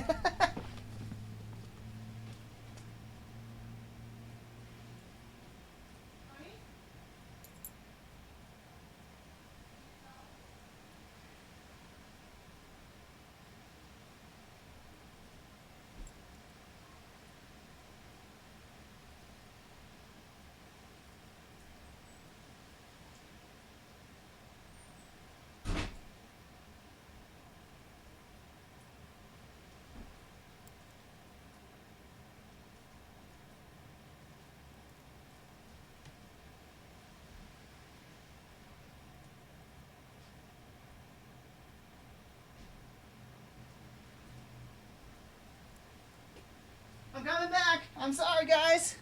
I'm sorry. Let me take that off. There we go. The waifu took a shower, and she absolutely forgot a towel. So that was the emergency she called me for. Sit down, Arrow. Okay. I apologize for that one. But yeah, I really love a lot of the suit designs in this series. So like I mentioned before with the Federation suits, I really love a lot of these GM Command designs. Like we got the difference in coloring too, where we see like either from Antarctic or in the colony. But I really love a lot of their designs, kind of like a little more sleeker, a little bit more hardier designs. I kind of like that. The original GM bores me. So like seeing these newer ones, like I think some kind of cooler look to them, or like sleeker design. I don't like where they're like packed on with all kinds of crazy crap on them, but I love these ones here. Even the GM sniper, I feel like this is the more iconic GM sniper. When everyone thinks of a GM sniper, that this is what it is right here. I don't think of this other one that we can see in 8th MS team, which looks boring. This is a cool one. Even this gun cannon right here, I really like this gun cannon. It's got this like cool looking design, blocky looking. The cannons actually look like legit cool too. And of course, I cannot not talk about a Gundam series without mentioning about the Gundam. But the Gundam Alex is a really nice design. Albeit it very much so looks kind of like the original Gundam, with some extensions of like, or some exceptions such as like these ports, the hidden Gatling gun, and a little bit more of a block, more of a bustier chest, because it doesn't have that core booster to contend with. And it does look ugly in that chopper hammer armor though. Just saying, super ugly, but I like that. But the real stars go to the Xeon suits. Super, not a shout out. This is like probably my favorite one in the entire series is the Hygog. We only see it in the very first episode for the first 8 minutes or so of it. And these Hygogs are really cool looking. Dare I say, and it's super weird when it comes to a mech, but I find them really cute too. They got this like froggish design, and I just really, I'm enamored with it. I do not like the Zagok designs at all from the original series, and how they get kind of like redefined looking. I don't like them at all. But the Zagok experiment looks nice. It's not big, bulky, and fat, and rather it's got some big portions, but it's also got the sleeker like inner, like the arms or the lengths too. A lot of sharper points and more rounded off too. I feel like this is a much more refined looking of a Zagok, and I'm like, if this was actually the main suit, what Zagoks look like, that'd be awesome. But this is the Commander experimental type, so I love this suit. Everybody can't talk about Gundam 0080 without mentioning the camper. This is probably what everybody loves to talk about when it comes to this series, when it comes to suit designs. Camper looks amazing. It is a badass in the series and has some really awesome action sequences regarding it. So shout out again It's a camphor too. It's an awesome suit. And I live up to my handler nickname of Zaku for a reason, because I love my Zakus, and I can't say I love the series without mentioning the Zaku 2 Kai. I absolutely love the Zaku 2 Kai's design. I just hate the actual suit itself, technical aspects, and I'm not going to bore you with that unless you want me to. But I really love the redesign of the Zaku. Much more bulkier, much more like hardier looking. The chesting too looks cool, like a little more like more bulkier and cooler too. We get the redesign of the cockpit instead of like the square T hatch, where sometimes the cockpit can be on the side of it, or the hatch would drop down and there will be the cockpit door opening. We just have a standard opening one right here, kind of akin to like any other GM or Gundam based suit. So that's kind of nice. I also like the B-type helmet. I love this stormtrooper based looking one for this Zaku particularly. It just looks it looks so good on this suit, honestly. Even though without it too, it still looks good. I just love the suit's design. That being said, I want to get to the more finer points of Gundam 0080, not 80 MS-10. I apologize. Oh, which one did you build, Tommy? Did you build the Zaku 2 Kai, or did you build something else? It's funny because I actually have I bought like way back at an anime expo. I bought several Zaku 2 Kais because they were dirt cheap. They were like $7 or $8, I think. Bought a little squadron of them, and I built them all just so I can do like a little scene of like Zaku's traveling around, or like some of them are taking hits and they're like firing back. So I did something cool like that. So, I mean, I just love Zaku's. Just the overall design and look. But that said, I wanted to talk a little bit more about the series itself. So, unlike all the other Gundam series, this is with the exception of some of them where there's like, MS Igloo where it's only 3 episodes, or even short films or movies themselves. This is a pretty short OVA. It's the shortest OVA that I'm aware of, at least right now. Again, 6 episodes long. But I feel like these episodes are like little firecrackers. They're small in the overall, but the contents that they have are just explosively large. It's almost like dynamite. I don't want to call them fireworks. They're like dynamite. Small package, huge explosion. And that's what I really love about this series. It also harkens back to a lot of the Gundam's primary themes. And the most critical one, I think, when it comes to this series, is that no matter who wins the war, the innocent will always lose. And it's so much prevalent in this series. And where I can get to this theme is that most of this focus of this series is between the innocence of Al, how he perceives his own life and the war itself, and the looming war that is outside of his colony, coming into his colony, and then impacting his actual life. Hold on a second. Woo, that was Woo. This is what I get for not taking any antihistamines, and you can't see, but Nero has like hair everywhere. It's driving my nose nuts.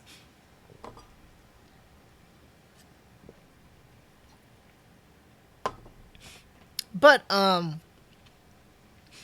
so we get a lot of this like in perspective, and I'm gonna go back to what I was talking about with child protagonists, particularly with ZZ Gundam. Now, ZZ Gundam was infamous of Tomino's work because not only had a child protagonist, but you could pretty much hate every single character introduced in that series with the exception of existing characters that came from previous series. And those kids did not make the series work out. They tried to make it like kid-friendly and enjoyable, and it's a nightmare. It's awful. I'm dreading when it comes to the time when I have to watch ZZ, which is going to be in a few more series from now. But Gundam 0080 takes that child protagonist and really utilizes it to the utmost. In the first few episodes, we see Al interact with his friends, how they're like excited about the war. They talk about the mobile suits and all this cool stuff. Worried about kid stuff. And this is, granted, the fact of the matter, we're coming at the end of the war. Another series that's at the tail end of the war. In the month of December. And he's only caring about that stuff, not wanting to talk about his grades with his parents. And he's just like kind of like a little bit of an angry kid too, because like, you know, later in the episode, in the first one, whew, excuse me, I apologize. Like later in the first episode, you know, he's going like yes mom, so tired of your shit, mom, that stuff. And he's playing one of the, like his video games, and instead of shooting like the monsters, he's shooting like civilian stuff. So he's shooting like homes, not homes. It was like his own home, hospital, the school, like things that he's kind of like hating as a kid, right? Like these kind of like childish things. It's almost like a GTA thing where you're going around beating up people on the street or doing a random rampage, right? And like you kind of get this sense of Al as a kid and the things around him. Even in that first episode too, we see for the first time that, you know, Zeon invaded this colony and was attacking the Federation suits, which was a surprise too. And Al doesn't think much of it. He's like, oh, cool. Like his friends like, oh, cool, there's a mobile suit fight, and they're going around. They can see some of the destruction, dead bodies and stuff like. And it doesn't impact. It doesn't really settle in with them. They were just thinking about like the cool aspects of the war, and it's like, wait, what?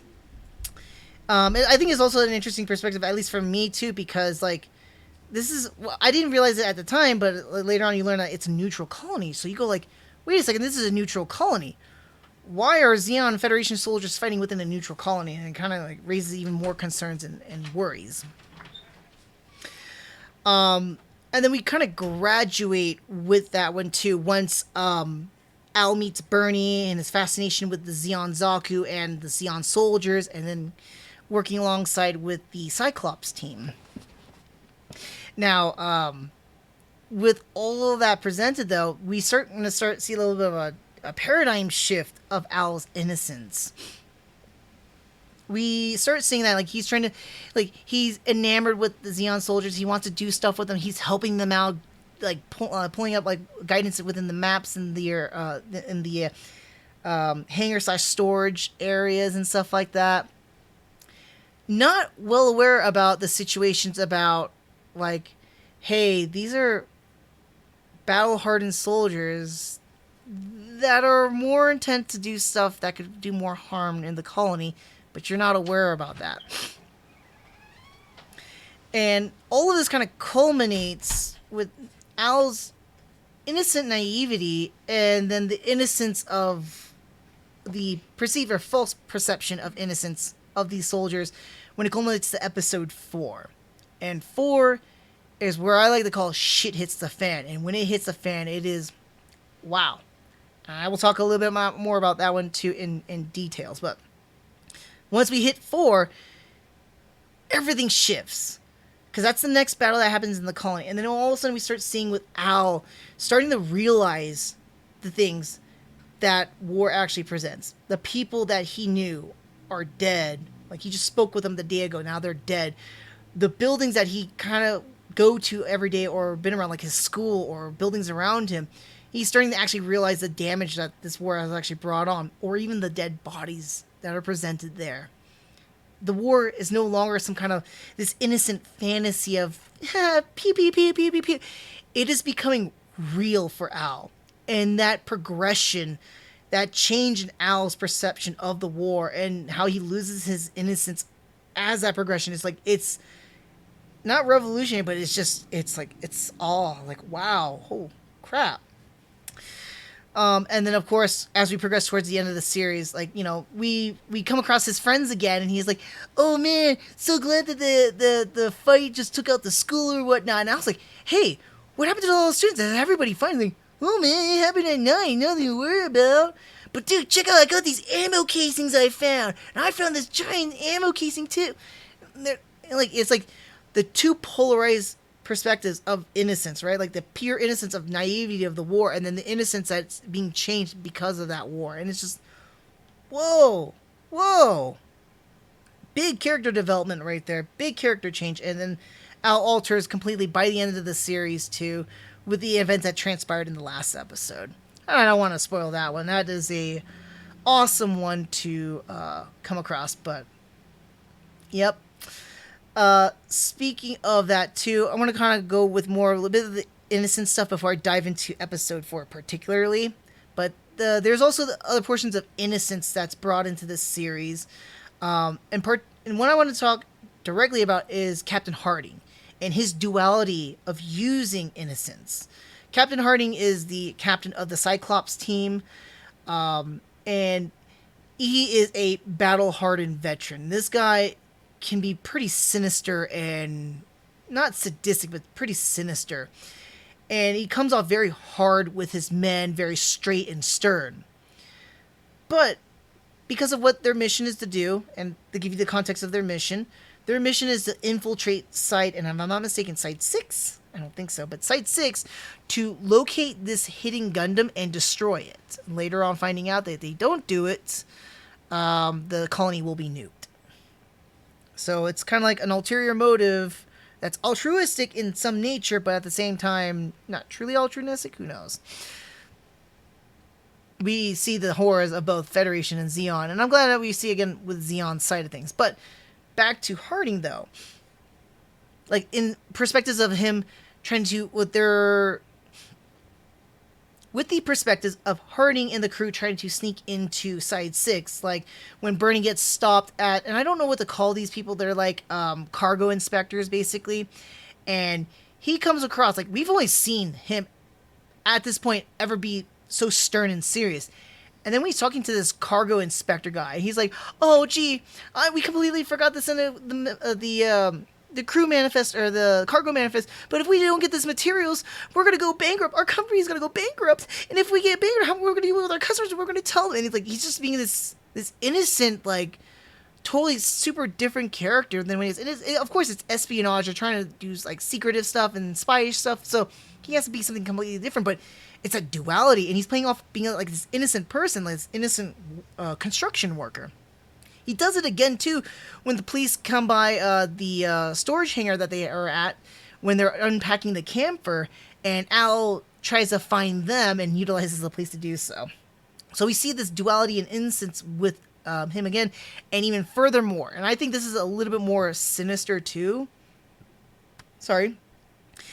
is Harding's innocence duality with Al. Again, we know that how stern Harding can be. It's kind of funny, Captain Harding, right? And he could be more relaxed, more friendly, so innocent, and he does that with Al because he was talking.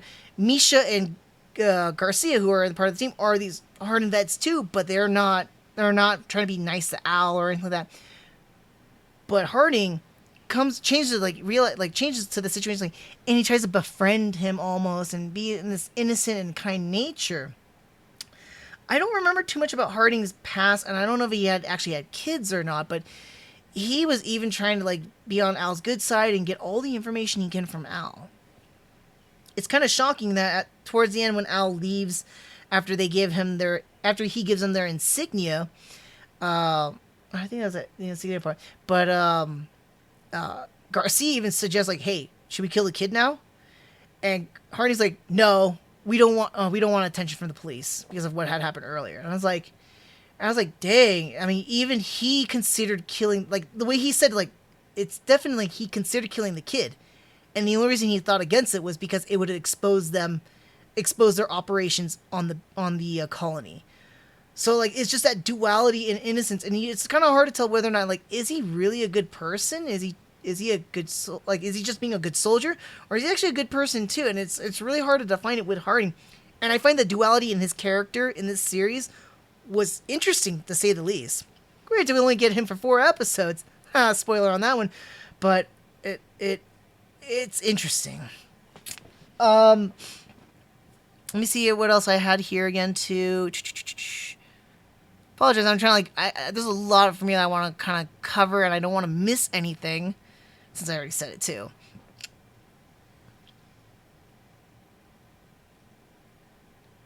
We already talked our dualities. Okay, so episode 4. I like the title of the episode, which is Through the River and Through the Woods. But to Grandmother's house, we are not going. I'm going to tell you that right now. I do have to say with episode 4. Now, throughout the entire series, it's very much story character driven, right? There is action sprinkled through every single episode. As for short of amount of time of action that we get, it's very explosive and intense. In fact, it surprises me how much action we actually do get, considering how much screen time we have with our characters and developing them and the story as well. But the action that we do get injected into them are solid. And I think when it hits the episode 4, it's not only explosive and intense, but incredibly visceral and graphic. I would almost argue that Gundam 0080 War in the Pocket is probably the most goriest and the most violent of the Gundam series, or the entire Gundam franchise. I talk particularly in the particularly to the shootout in the Gundam hangar. So, give you context of what happened in the episode. They are infiltrating the Gundam hangar. They are trying to steal or destroy the Gundam. They are made out, and now there is a shootout in the hangar. Garcia nails several of the Fedi soldiers with a silencer. It's kind of funny how that's silenced, but the way that they were shot, it's not something else that we've seen in any other Gundam series. We've seen other characters in many of the series throughout the entire franchise. They get shot in many ways, but it's like, oh, I've been shot, whatever, or like some kind of way. But this was more graphic. We can see like the impact and kind of like the explosion a little bit. We see the woundage for these soldiers. The way that their bodies go limp is so much more different than like the dramatic.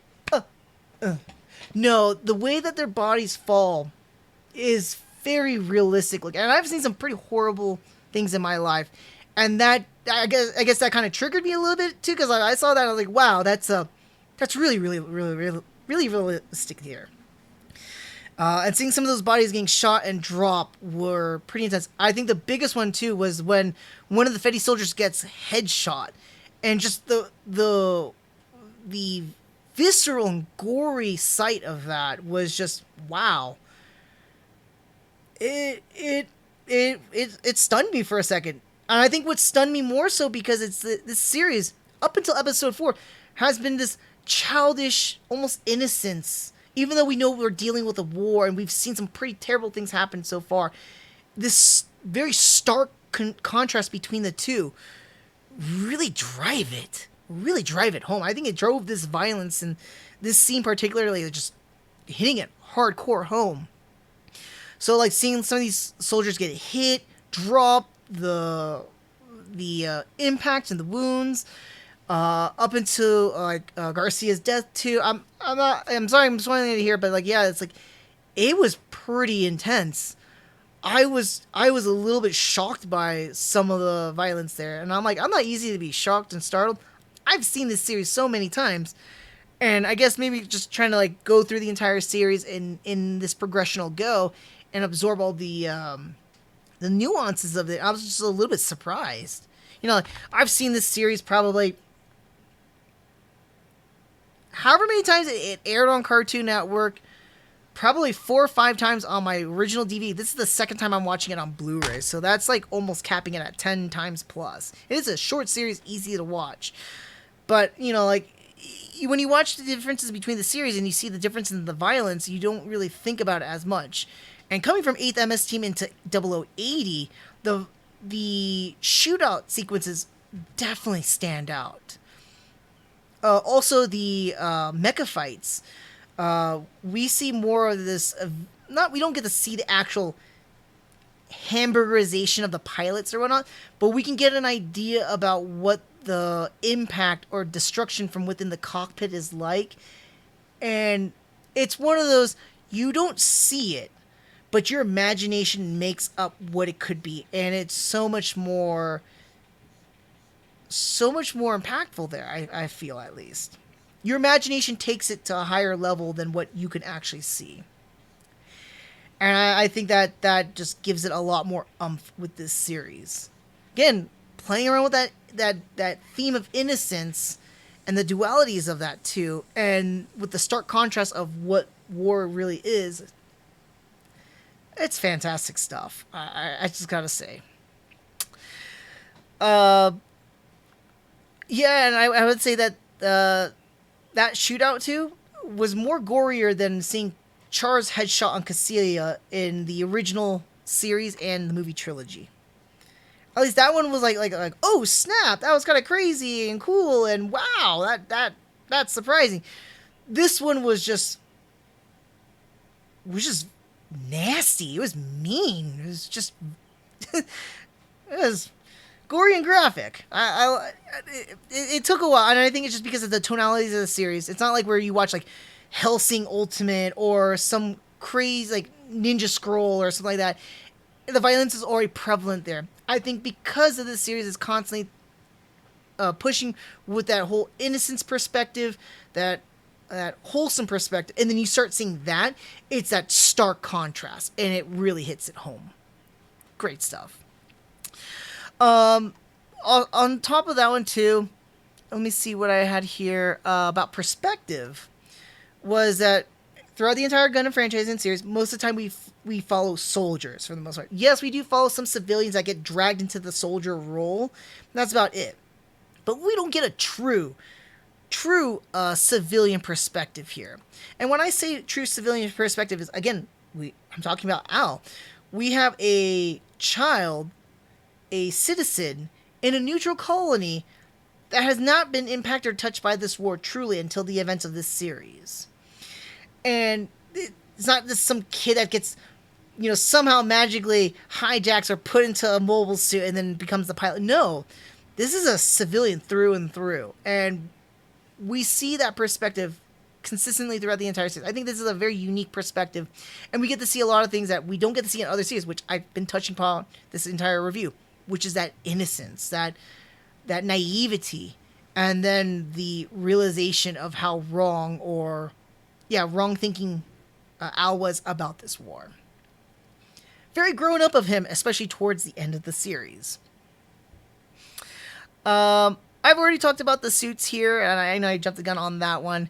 I do want to talk about some fun little things too, more fun factors when I was coming into this series. When I originally came into the series, so let me try and see if I can pull up the Gundam Alex. So, for those who don't know, in episode 4, they also talk about the Gundam Alex, and they mention about the Gundam having a 360 panoramic cockpit, which is this right here. You can see screens throughout the entire cockpit, and it's more of a floating system chair base. Very unique, and it presented a lot of controversy and argument amongst fans such as myself and other UC elitists. You see, and this is an example of a GM. Is this a GM? Yeah. No, this is the Ground Gundam's cockpit, right? Most cockpits in the 1 Year War feature a singular hardened base towards the body of the suit with 3 screens. Imagine a third screen right here, right? But 3 screens. No suit had a 360 panoramic screen. Even afterwards, so Gundam 0080, not supposedly, but is at the end of the war and a little bit after the war. We have Gundam 0083, which we'll be reviewing eventually, and that one does still feature 3 screens. We don't get 360 panoramic screens like this, not until Zeta Gundam, where they start featuring the 360 alongside with these chairs. So it created a lot of controversy and continuity error amongst the Gundam series, and a lot of argument amongst us fans. Some of us just say it's just a prototype for the 360, and they never really truly got this off the ground until Anaheim Electronics experimented a little bit more with it, or they started incorporating it with suits in the future. Like Federation started doing that with the Hyzax and so forth. I can't remember if Hyzax actually had 360 or not, but definitely the Zeta Gundam for an example and so forth. But a lot of us just say they weren't really thinking about it. I still think that they weren't thinking about it thoroughly enough, and they just did this because they got off of Crowing from 1988, Char's Counterattack, which all suits have this. It's actually more of an advanced system of this 360 cockpit, and mostly they are featuring. Oh snap! I did it again. I apologize. I hate jumping around here, so I'm gonna jump back to my argument. I apologize for all of that. God. Okay, so I want to talk about a little bit of a controversy that this series sparked in the past, and this is particularly around the Gundam Alex. Now, in episode 4, they talked about the 360 panoramic cockpit, which is this right here. Now, at first glance and thought, it's like, oh, it's not a big deal or whatnot. Until you realize that every single suit in the 1 Year War, this is an example of the ground Gundams from 8th MS team, but all cockpits in the 1 Year War feature a singular base that's towards the body of the suit, in the body of the suit, and 3 screens. Imagine there's a 3rd screen right here, right? All suits feature this type of a cockpit. No suit featured a 360 panoramic cockpit until Zeta Gundam, which was 8 years later. Even in Gundam 0083, they still featured cockpits of this nature. So it caused a lot of controversy and issues with UC elitists and fans like myself. And it's split at the time when this was released and still going on forward. A lot of us, like some people have argued for it, saying like, oh, well, maybe it was a prototype because, the Gundam Alex was a prototype Gundam itself. And, this was a prototype cockpit, and because of the destruction of the Gundam, no one really worked on it until maybe Anaheim Electronics got to it, or the Federation started incorporating it in the Titan suits when we get to Zeta Gundam. But a lot of us think that that's not the case here. A lot of the directing and animation screwed this portion up, because right before this series was initiated, Char's Counterattack came out, which was 1988, and this came out, 0080 coming in 1989. So they're probably coming off the perspective of like making free-floating 360 panoramic cockpits, and they didn't think about it. Like, well, where did it come from? And they try to say that this was the origin. I think that's a little bit hard to say because, 8 years, and they had something that's pretty much what looked fully developed, like very similar to what we see in the cockpits of Zeta Gundam. It's a little bit hard to say, though. So it was a little controversy. Give or take whatever you want to think. I just want to provide you some like little nerdy intake on that.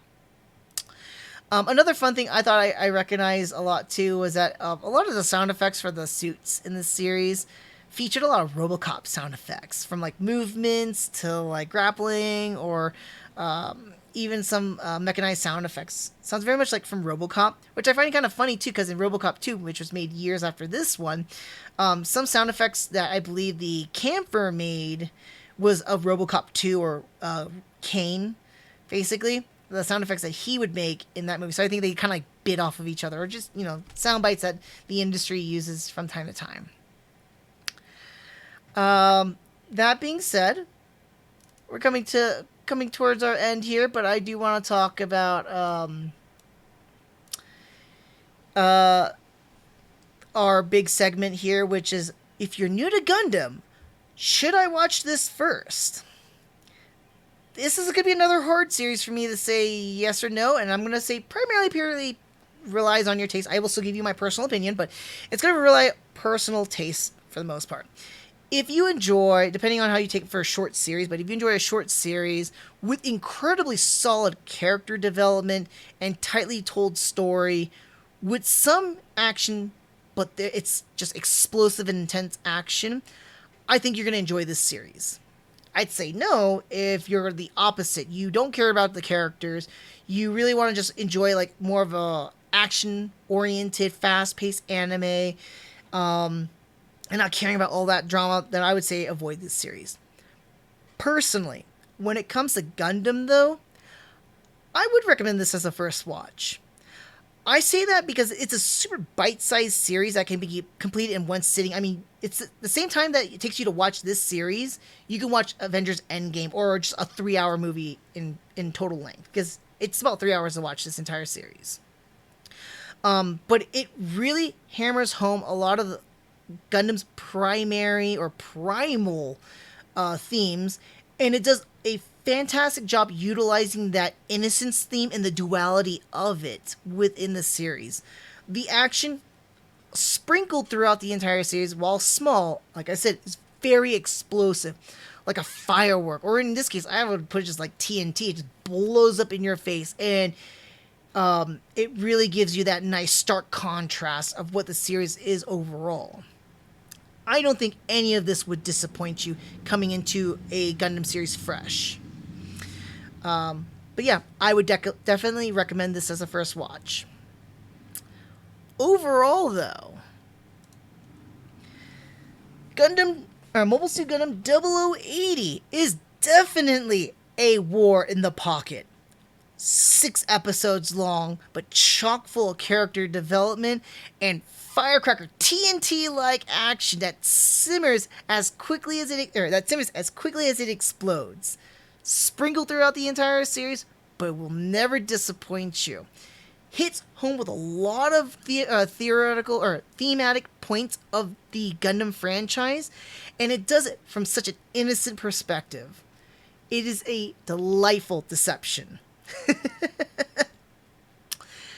That said, Mobile Suit Gundam 0080 War in a Pocket gets a 4 out of 5. Dang, Zaku, you keep talking all this good stuff and you keep only giving 4 out of 5s, whereas a 5 out of 5. In due time.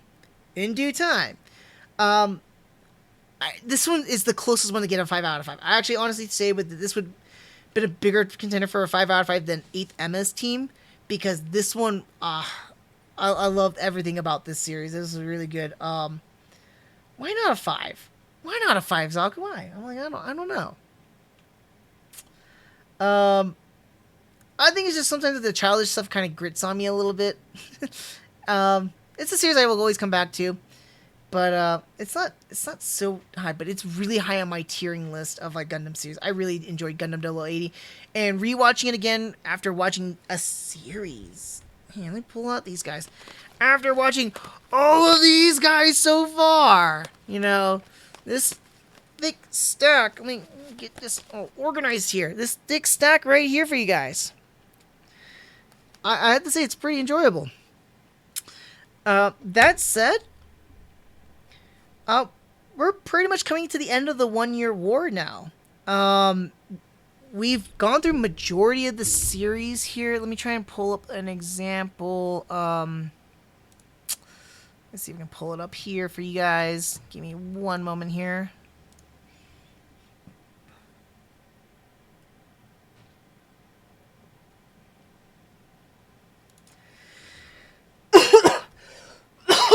Sorry about that.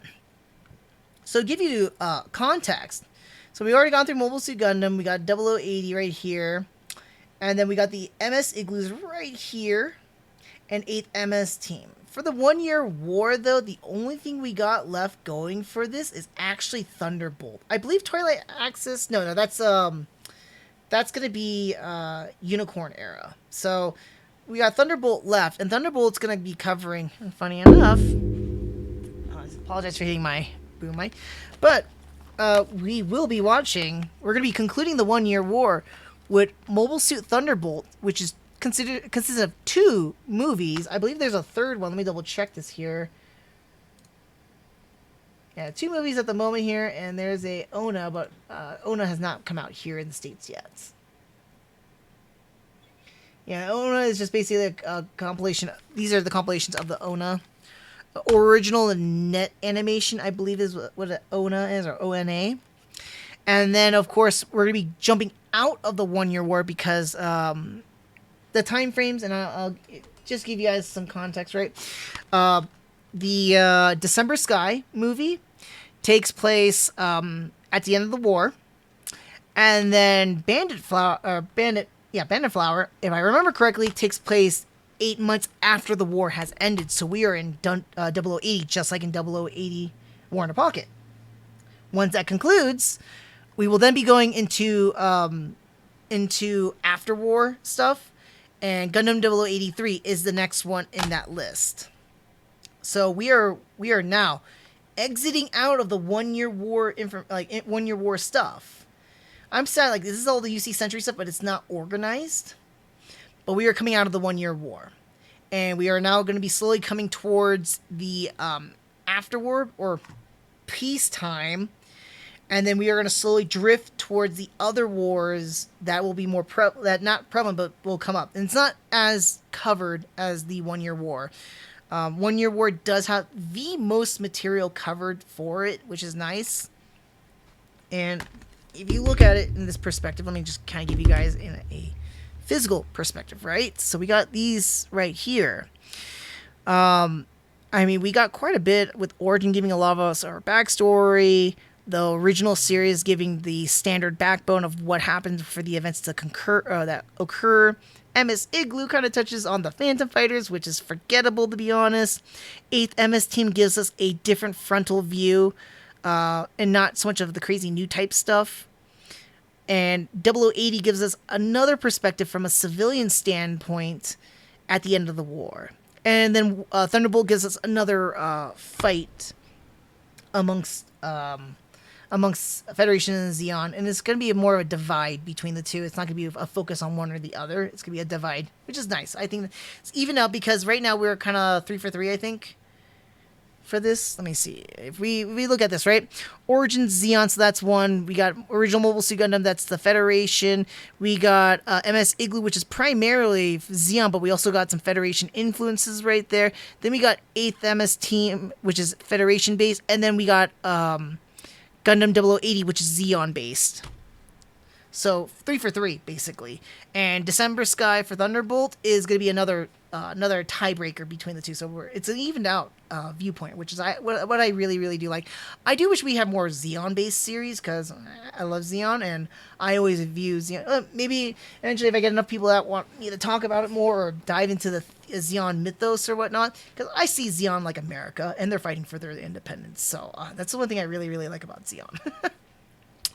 That said, though, we are coming out of the 1 year war. We're going to go into the peacetime or after war stuff. We're going to hit up Z Gundam, which is actually the direct sequel, Mobile Suit Gundam, franchise release wise, but series wise, or within the continuity, it is much later on. We're going to do Zeta Gundam. We're going to cover the Grips War.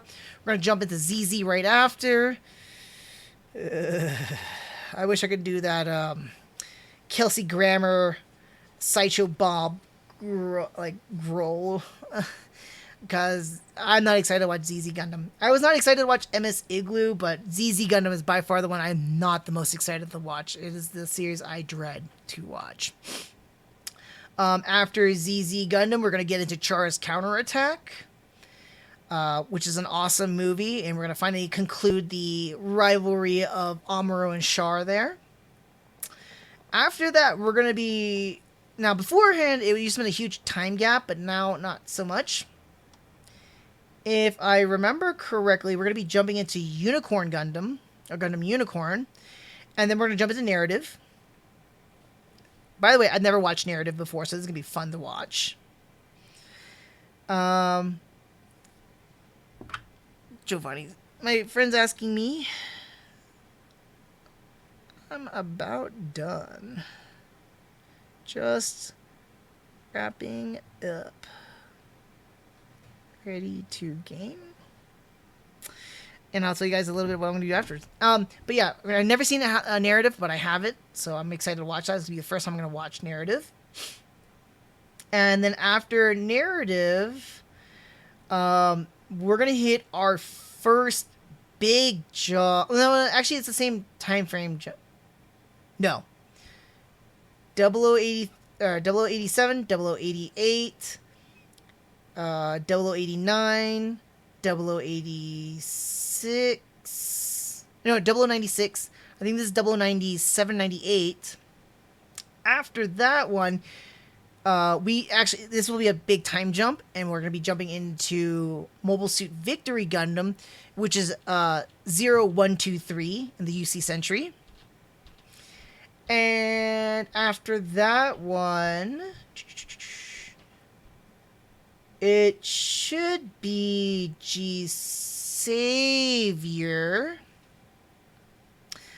I'm excited, not excited to watch that one because I remember people trashing that movie so much more than it should be, but I actually enjoy the series for what it is.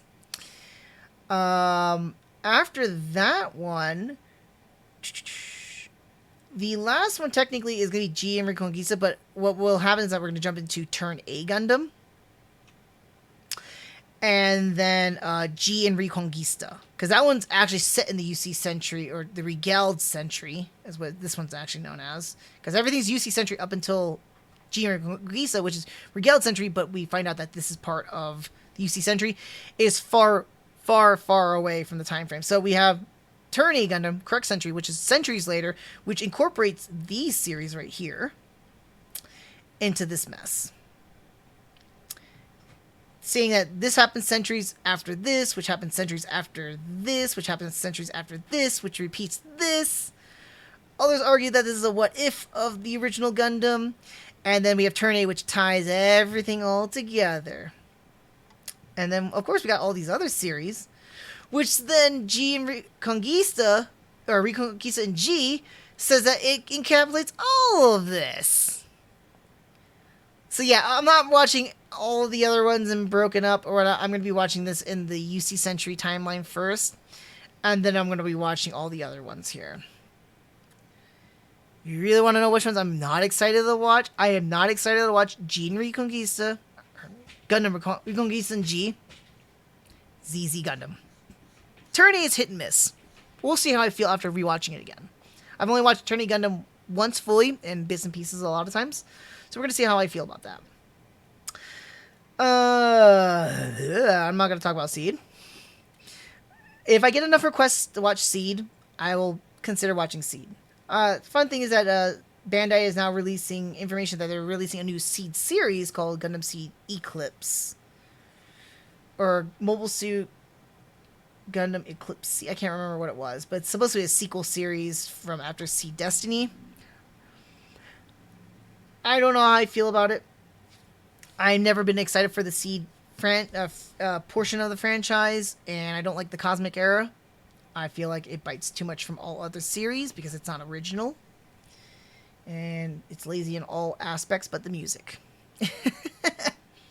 Anyways, that's about it. I mean, I could cover more, but I just want to talk about the UC Century because this is the biggest one, the most primary century for Gundam. And this is the one that where people go like, oh man, should I watch Gundam? I'm not too sure. I'm going to get confused. This is the reason why. UC Century is one of the harder ones to get into if you don't know where a good jumping point is. Other than that, honestly, every other Gundam series should be a fine jumping point into Gundam, to be honest. But it really depends on your taste. I can give you my personal preferences, which I will do in every single review for these ones. But, yeah, it varies. Anyways, so that is all I have for today regarding the reviews. I do apologize for re-reviewing everything again, and I don't have to do another redux like I did for the original Gundam.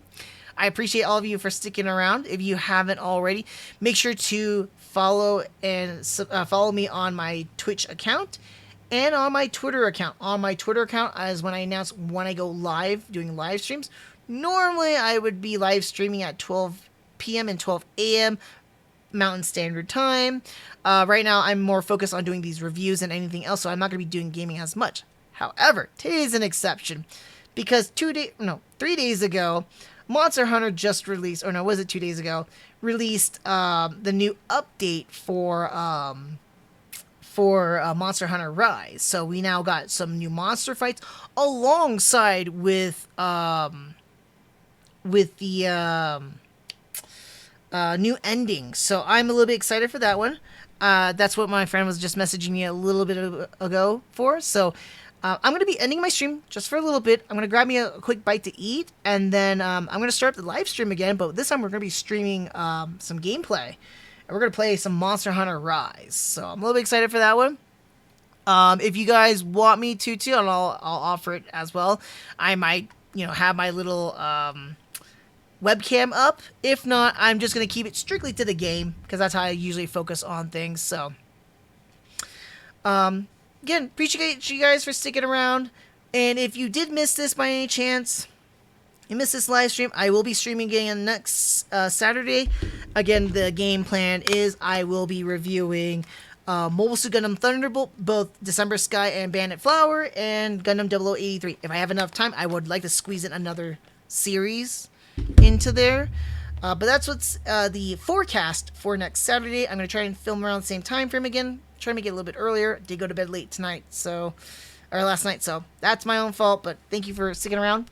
And again, if you missed this live stream, you can catch it again, catch it on my YouTube channel. I will be posting all 3 reviews separately and this full live stream too, for all you all to enjoy.